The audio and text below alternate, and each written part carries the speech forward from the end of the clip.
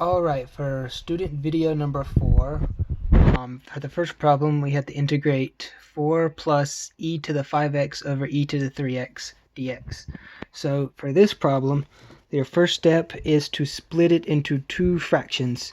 So here you can see I did that. So I have the integral of 4 over e to the 3x plus integral of e to the 5x over e to the 3x. Okay, so your second step is to get them into like a normal form out of the fraction form once you got them to the fraction. So with this one, it would be 4e to the negative 3x plus, with this one, 5 minus 3 is 2, so it would be e to the 2x. That's how we got that. Okay, for your next step, then you just integrate it like you normally would. So this one would be negative 4 over 3e to the negative 3x.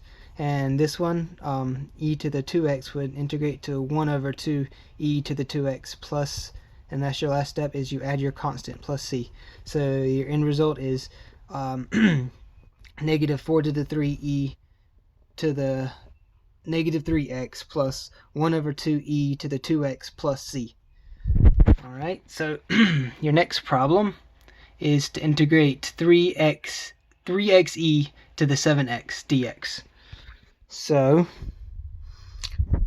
your first step for this one is to figure out, you have to use the Lipit model, so to figure out which one takes precedence. So the 3x is a polynomial and the e to the 7x is exponential. So in the Lipit model, the p is first, so it takes precedence.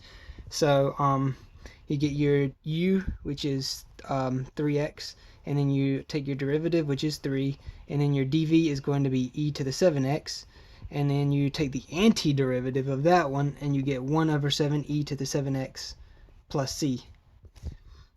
Okay, and so your last step for that is to plug it into our original model, udv equals uv minus integral of e du.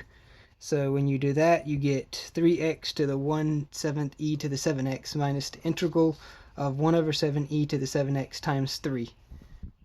And these numbers came from our numbers up here. And then you just the 3x to the 1/7 e to the 7x turns into 3 over 7 x e to the 7x. It's just simplifying it down a little bit. And then you take your integral of this, well, you multiply by 3 and you take your integral and you get negative 3 over 49 e to the 7x, and of course you have to add your constant. So then you get, this is your final answer. Alright, and so for the last problem, gave me a little bit of trouble, not too much.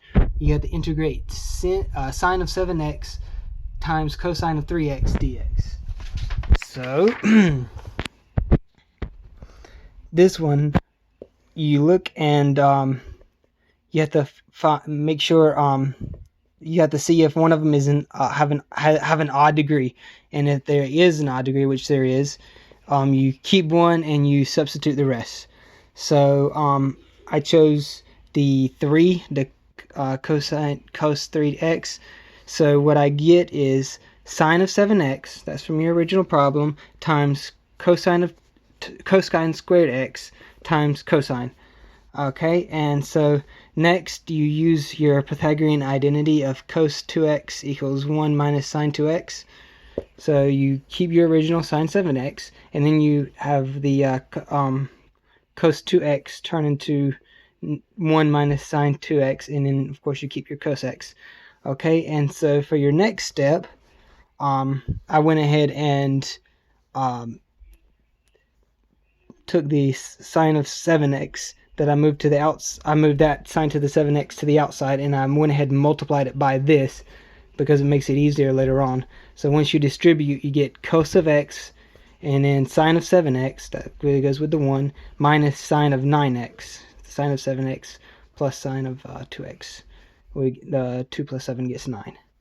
So once you have this, then it's just plugging in your form or your thing. So the integral of u to 7 minus u to the 9, like we can see here, and when you do it, you get when you integrate it, you get 1 over 8 u to the 8 minus 1 over 10 u to the 10, and when you plug in your number or your u's, you get 1 over 8 sine to the 8x minus 1 over 10 sine to the 10x, and your last step, of course, is to add your constant, plus c. And then, so that's your final answer. And that's all of them for this video.